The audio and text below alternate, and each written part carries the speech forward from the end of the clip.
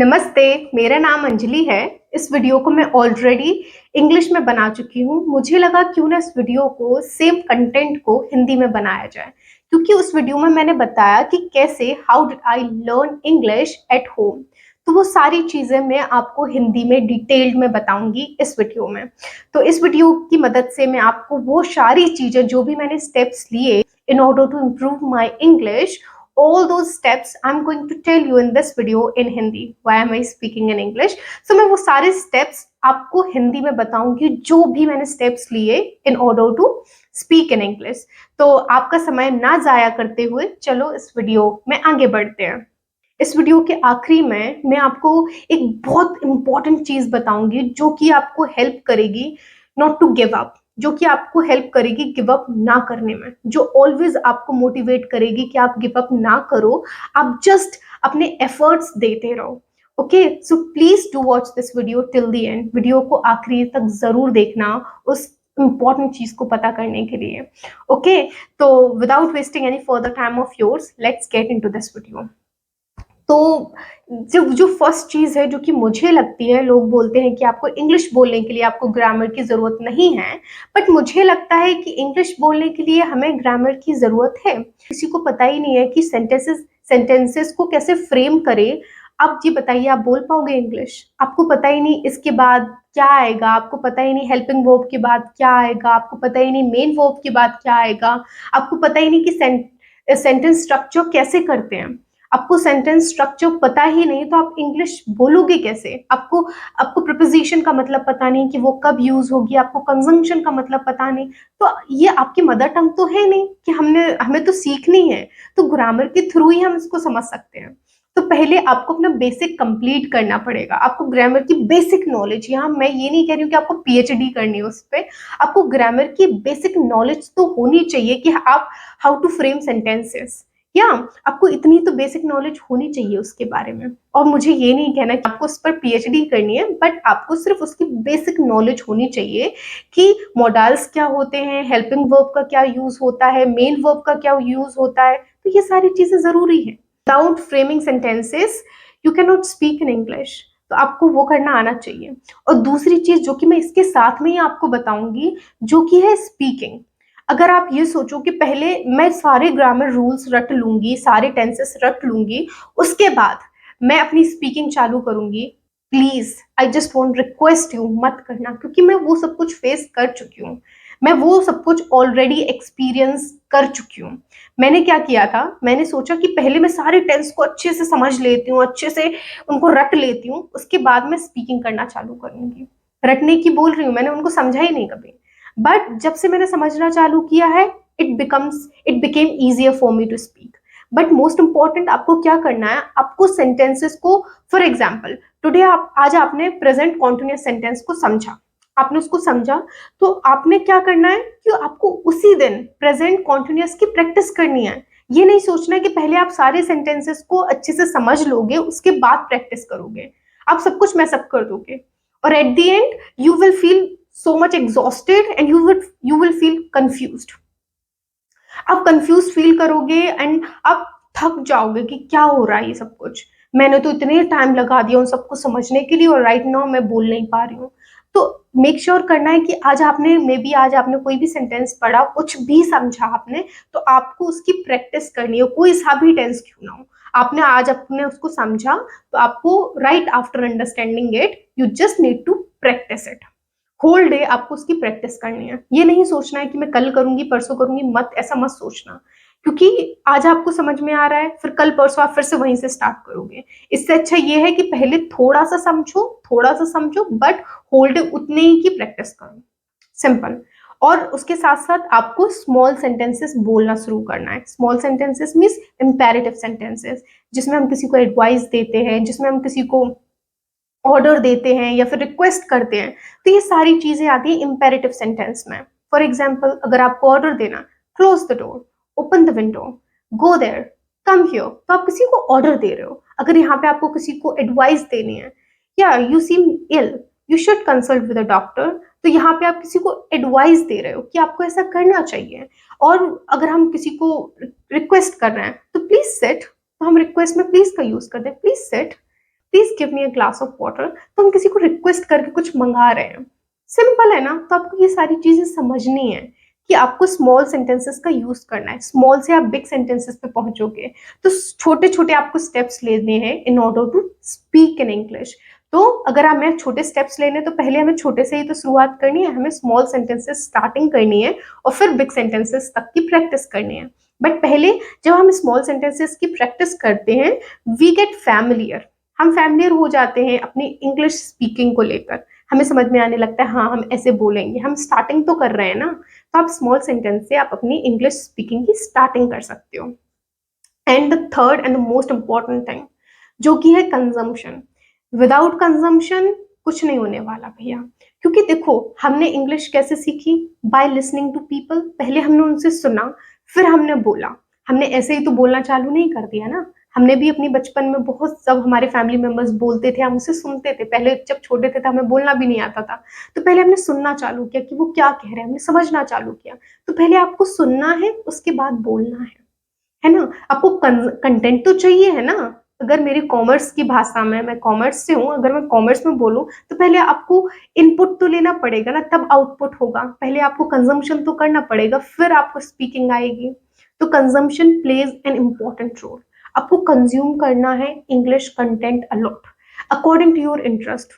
आप मूवीज देख सकते हो, आप सीरीज देख सकते हो इंग्लिश में, और आप कार्टून्स देख सकते हो। बहुत सारा कंटेंट है यूट्यूब पर। आप कुछ भी, बहुत सारा कंटेंट है यूट्यूब पर इंग्लिश में, जो कि आप देख सकते हो, और उससे आप अपनी लिसनिंग प्रैक्टिस कर सकते हो बहुत आराम से। आप पॉडकास्ट सुन सकते हो इंग्लिश में। बहुत सारी चीजें हैं, सब कुछ आपको यूट्यूब पर मिल ही जाएगा। आपको कहीं और जाना ही नहीं है। या आप मूवी देख लो, सीरीज देख सकते हो, आप कार्टून्स देख सकते हो। मैं कार्टून बहुत देखती हूँ, और in my upcoming video I am going to make a separate video over cartoons. Nowadays मैंने बहुत सारे कार्टून्स चैनल पता किए और बहुत इंटरेस्टिंग है, तो मैं उसके लिए वीडियो, एक सेपरेट वीडियो बनाऊंगी। ओके।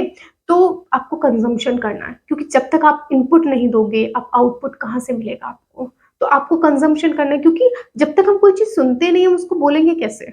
बोलते नहीं है, जब तक हम किसी चीज को सुनेंगे नहीं, उसको बोलेंगे कैसे? जब तक हम उसको समझेंगे नहीं, हमें आइडिया कैसे मिलेगा कि हम बोले कैसे? तो listening plays an important role. तो हमें लिसनिंग पे बहुत ध्यान देना है। और लोग बोलते हैं कि मेरे पास बहुत सारा काम है, मैं नहीं कर सकती, मे बी हाउस वाइफ की प्रॉब्लम होती है बहुत।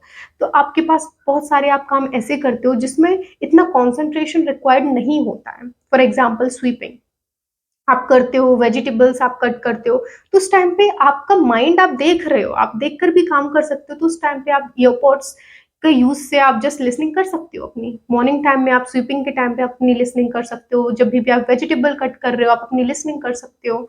और मे बी आप ऑफिस गोइंग पर्सन हो, तो अपने रास्ते में तो आप लिसनिंग कर ही सकते हो ना। जब भी आप ड्राइव नहीं कर रहे हो, अगर ड्राइवर कार को ड्राइव कर रहा है, तो आप उस टाइम पे अपनी लिसनिंग करो। बट लिसनिंग करनी है, लिसनिंग बहुत इंपॉर्टेंट है। लिसनिंग इतनी इंपॉर्टेंट है कि कुछ है ही नहीं उसके अलावा। क्योंकि जो हम सुनेंगे वही हम बोलेंगे।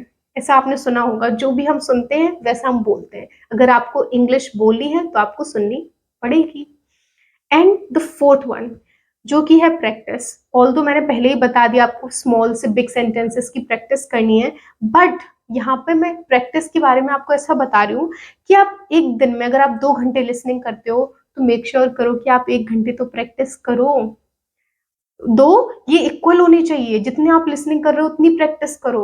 बट इन इनिशियल स्टेज हमें नहीं होता इतना आइडिया, तो आप क्या कर सकते हो, आप अगर प्रैक्टिस, आप लिसनिंग 2 घंटे कर रहे हो, तो आप अपनी शुरुआती टाइम में आप 5 मिनट तो प्रैक्टिस करो। 5 से 10 मिनट बढ़ाओ, 10 से 15 मिनट बढ़ाओ, 15 से 20 मिनट बढ़ाओ। क्योंकि प्रैक्टिस तो करनी पड़ेगी ना। आपको क्या क्या क्या सीखना है? आपको इंग्लिश स्पीकिंग सीखनी है। विदाउट इंग्लिश स्पीकिंग कैसे बोलोगे आप इंग्लिश? आप बोल ही नहीं पाओगे इंग्लिश। तो आपको मेक श्योर करनी है कि आपको मेक श्योर करना है कि अगर मुझे इंग्लिश बोलना सीखना है, तो मुझे स्पीकिंग तो करनी पड़ेगी। विदाउट स्पीकिंग कुछ होना ही नहीं है। क्या हो जाएगा? अगर आप सोच रहे हो कि आप बहुत सारा इंग्लिश कंटेंट कंज्यूम कर रहे हो, कंज्यूम कर रहे हो, बट आपकी टंग ही फ्लेक्सिबल नहीं है इंग्लिश बोलने के लिए, तो आप क्या बोलोगे? क्या बोलोगे? जब आपको बोलने का मौका मिलेगा, आप बोल ही नहीं पाओगे, आपकी टंग ही लड़खड़ा जाएगी, वो बोल ही नहीं पाएगी, वो स्टैमर करेगी। एंड यही तो फियर है आपका, कि आप कॉन्फिडेंट हो ही नहीं। कॉन्फिडेंस कब आता है? कॉन्फिडेंस जब आता है जब हम बहुत सारी प्रैक्टिस कर लेते हैं। जब हमने प्रैक्टिस करी ही नहीं, हमने सिर्फ कंजम्पशन किया है बट हमने प्रैक्टिस करी ही नहीं, तो फिर कॉन्फिडेंस कहाँ से आएगा?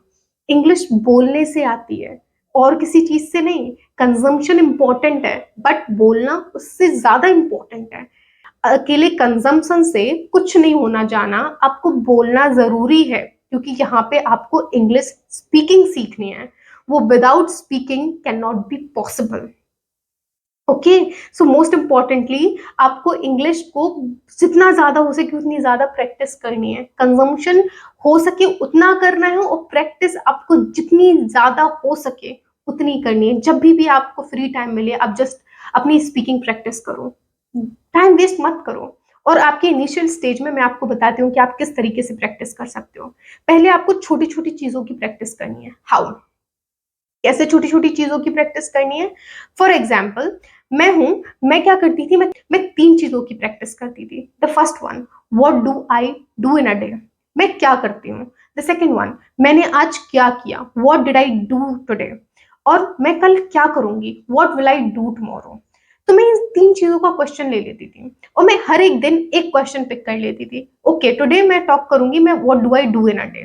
तो मैं आज अपना डेली रूटीन लिखूंगी। मैं लिखने की प्रैक्टिस क्या करती थी, तो मैं क्या करती थी, पहले अपना डेली रूटीन लिख देती थी, what do I do today. उसको लिखने के बाद मैं क्या करती थी, मैं आउट लाउड रीड करती थी उसको, to get familiar. Out loud उसको रीड करती थी। और उसके बाद दूसरा क्वेश्चन, कभी कभार मेरा मूड नहीं होता था वो करने का, तो मैं क्या करती थी, मैंने सुबह से लेके अब तक किया क्या है मैं उसको लिख दूंगी।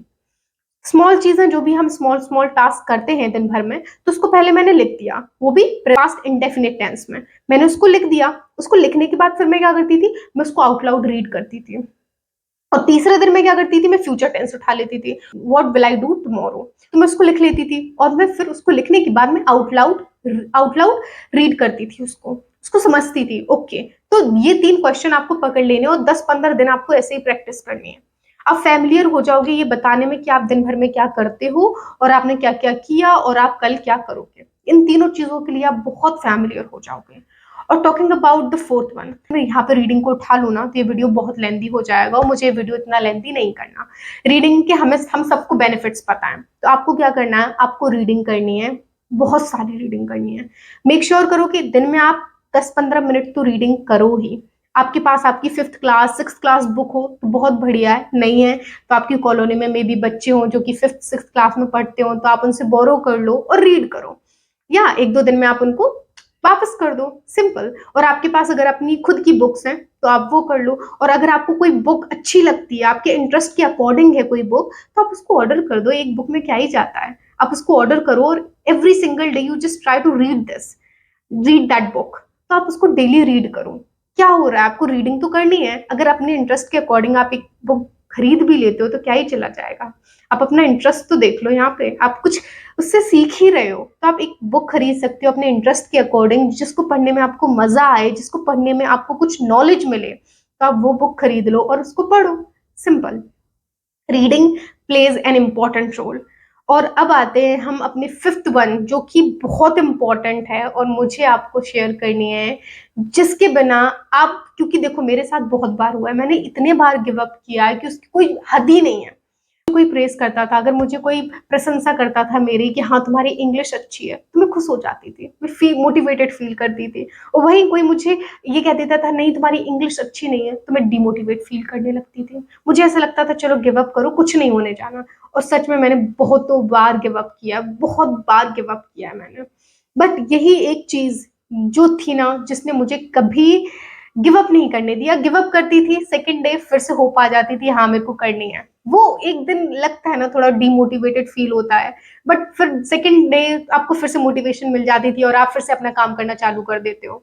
गिव अप करना एकदम टोटली बंद, वो मैंने कभी नहीं किया। एक दिन काम करना बंद कर दिया, हाँ मुझे अब नहीं सीखनी, दूसरे दिन फिर से आ गई, हाँ सीखनी है, मुझे इंग्लिश सीखनी है, जो कि है आपकी डिटर्मिनेशन। अगर आप डिटरमाइंड हो, अगर आप में आपकी डिटर्मिनेशन इतनी ज्यादा मजबूत है कि वो आपको कह सके कि नहीं मुझे गिव अप नहीं करना है, मुझे इंग्लिश स्पीकिंग सीखनी है, मुझे इंग्लिश में फ्लुएंट होना है, कोई भी आपको नहीं रोक सकता। मैं बोल रही हूँ कि कोई भी आपको नहीं रोक सकता, भले ही कोई कुछ भी कहे। आपकी डिटर्मिनेशन पक्की है, आप अपने समय को डेडिकेट कर सकते हो, आप अपने समय को डिवोट कर सकते हो इंग्लिश सीखने के लिए, वही है आपकी डिटर्मिनेशन। वो ऑलवेज आपको कहेगी कि अपना समय, अपना टाइम दो इंग्लिश को, अब गिव अप मत करो। और वही थी मेरी डिटर्मिनेशन जिसने मुझे गिव अप नहीं करने दिया। एक दो दिन हम हर कोई फील करता है, when we feel demotivated, we don't feel like, we feel like चलो ठीक है अब नहीं पढ़नी। बट अगले दिन ही जो आपको एक नया जोश दे, आपको एक नया जुनून दे, हाँ मेरे को इंग्लिश सीखनी है, वही है आपकी डिटर्मिनेशन। और आपकी determination never let you to give up. Okay, so that's why I just wanted to talk about your determination. Determination plays an important role, and you just need to be that much determined towards your goal that I want to learn speaking English no matter what. I want to learn it, and you can learn it. You can. If any other person can do it, why you can't? You can also become fluent in English just by dedicating your time towards learning speaking English. Okay, मुझे आशा है कि आप सभी लोगों को ये video बहुत पसंद आया होगा। अगर आपका बहुत बहुत धन्यवाद इस वीडियो को आखिरी तक देखने के लिए। सो राधे राधे आप सभी लोगों को।